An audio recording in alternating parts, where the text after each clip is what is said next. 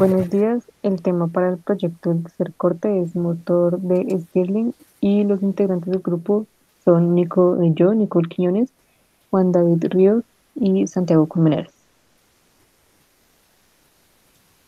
Entonces, el motor térmico es un dispositivo que toma calor y por medio de un mecanismo lo transforma a trabajo. O en otras palabras, tiene como misión transformar la energía térmica en energía mecánica y se puede utilizar para producir el trabajo. Y si un motor térmico utiliza combustible como fuente térmica, se denomina un motor de combustión.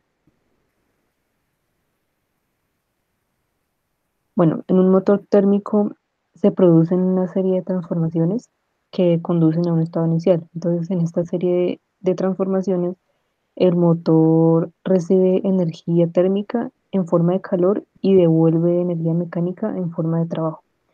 Y pues en una máquina térmica deben estar incluidas estas cuatro cosas, o al menos estas cuatro cosas, que son una fuente de calor o un foco caliente, la máquina como tal, el trabajo producido y el foco frío que recibe el calor, y una temperatura mucho más baja que el foco caliente. Y bueno, en el ciclo de Stirling, este se compone de cuatro procesos reversibles, en que el primero es la compresión isoterma, en el que el gas se comprime desde un volumen inicial hasta un volumen final, manteniendo su temperatura constante en un valor de temperatura 1, a base de enfriar el gas de forma continuada. El segundo es el calentamiento a volumen constante, en el que el gas se calienta desde la temperatura T1 a la temperatura T2, manteniendo fijo su volumen. El tercero es la expansión isoterma, en el que el gas se expande mientras se le suministra calor de forma que su temperatura permanece en su valor T2. Y el último es el enfriamiento isócoro, en el que se reduce la temperatura del gas de nuevo a su valor T1 en un proceso a volumen constante. Bueno, para la eficiencia de un motor térmico, pues vamos a hablar de varios estímulos que pues hay actualmente. Existen varios tipos de motores. Para hablar más que todo en la industria, está el motor que transfiere energía desde el agua de mar. Este tiene una eficiencia del 3%. Existen los motores de combustión interna, que más adelante en la siguiente diapositiva se los voy a explicar. Estos tienen una eficiencia del 25%. El de una planta de calor, el de una planta generadora de carbón, tiene un 35%, y el que más tiene es una turbina de gas de ciclo combinado. Bueno, en la imagen de la parte derecha pueden observar más o menos un funcionamiento. Esta es una máquina a vapor que maneja unos principios muy similares, y que pues se va a explicar más que todo los procesos térmicos de los motores y cómo estos se aplican. Entonces, para esto, lo primero que vamos a hablar, como pues les había mencionado en la diapositiva anterior, vamos a tener un sistema de energía. El primero, el que les dije, es el de mar. Este aquí toma de la profundidad más o menos 1000 metros en el mar de profundidad. Va a tomar agua y con el agua superficial va a hacer un cambio de temperaturas. Esto va a hacer que pues vaya a haber un evaporador que gire una turbina. O bueno, en este caso pues va a ser, tiene que ser un objeto que tenga un movimiento rotativo, y este se va a ir a un generador para producir la energía eléctrica. El siguiente es el motor de combustión interna. Este pues es el más usado, por decirlo así, pues porque se puede ver en los objetos como lo son los automóviles y todo este tipo de cosas. Este tiene cuatro ingresos, que es admisión, compresión, explosión, escape.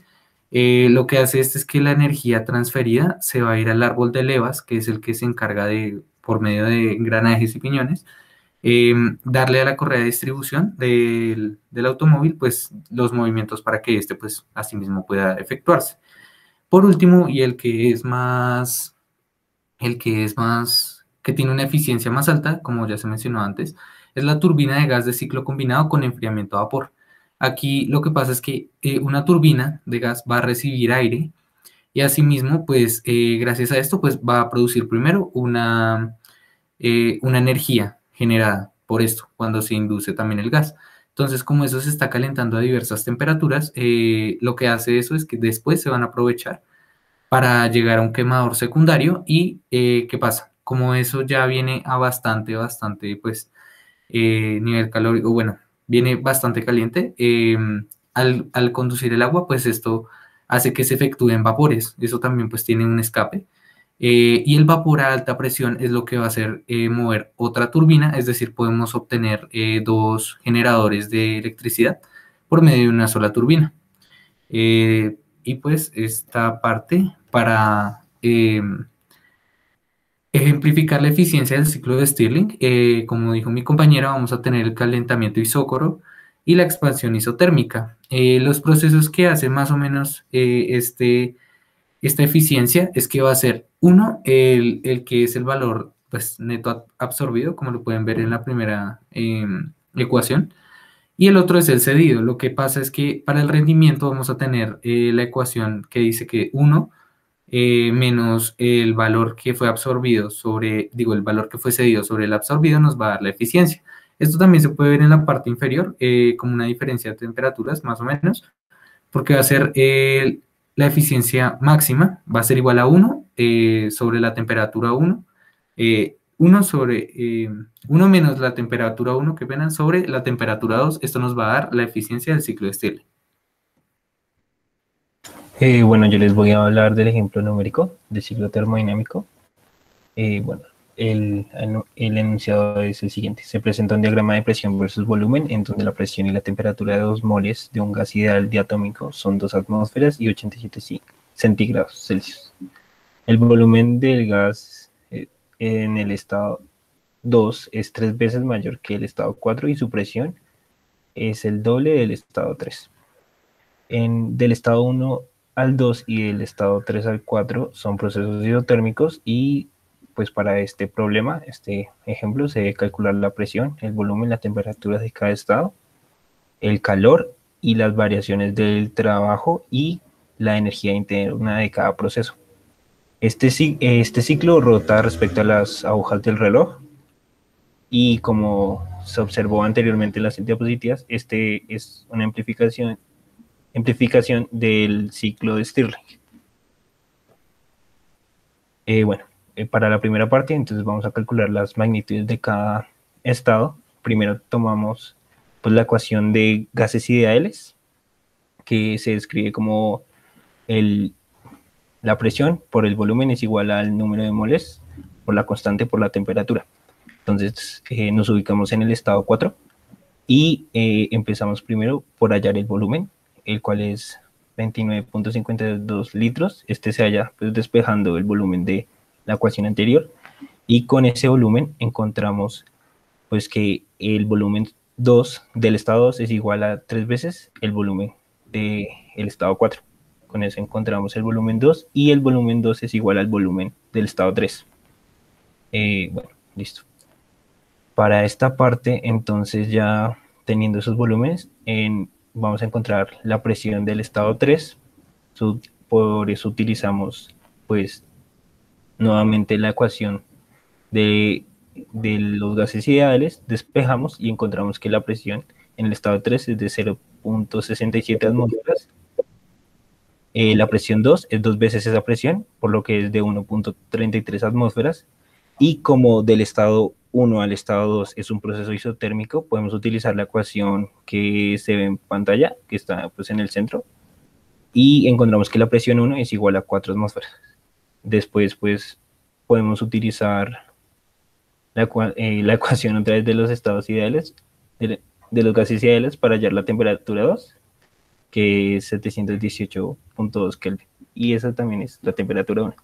Ahora, la parte B, pues que en este proceso, en esta parte vamos a encontrar pues las magnitudes del calor, la transferencia de trabajo y también el cambio de energía. Los procesos del 1 al 2 y el 3 al 4 son isotérmicos. Entonces, con la tabla proporcionada por la docente, ubicamos lo que es estas ecuaciones, la ley de Boyle y las diferentes ecuaciones que describen este proceso isotérmico, teniendo en cuenta que la temperatura es constante y al ver que el trabajo es igual al calor, entonces obtenemos la ecuación del trabajo, en donde pues es N por R, la temperatura, por el logaritmo del volumen 1, que en ese caso sería el volumen del estado 1 sobre el volumen del estado 2, por ese factor que es el 101.3 joules, que ese es el factor pues para convertir a las unidades de joules. Y nos da 13.108 joules. Lo mismo hacemos con el estado, con el proceso de 3 al 4, que nos da menos 65.000, digo, menos 6.570.5 joules. Ahora para el estado isométrico, que es de 2 a 3 y del 4 a 1, utilizamos nuevamente las ecuaciones proporcionadas y vemos que el calor es igual a la variación de energía interna. Entonces utilizamos la ecuación que nos dan, que es N C sub B, que es 5 veces R sobre 2, el cambio de temperatura por el mismo factor que es de joules, para convertir a joules. Y por último podemos encontrar el trabajo total del ciclo, que es igual a 6.537.7 joules. Bueno, ahora las aplicaciones del motor de Stirling es que pues disminuye costos, convierte energía térmica en energía mecánica, es de fácil mantenimiento, también tiene como tiene problemas en los procesos de sellado, y sus aplicaciones se pueden utilizar en diseños como en yates, submarinos, alimentados con paneles de energía solar, y se utiliza frecuentemente pues para alcanzar temperaturas criogénicas de refrigeración.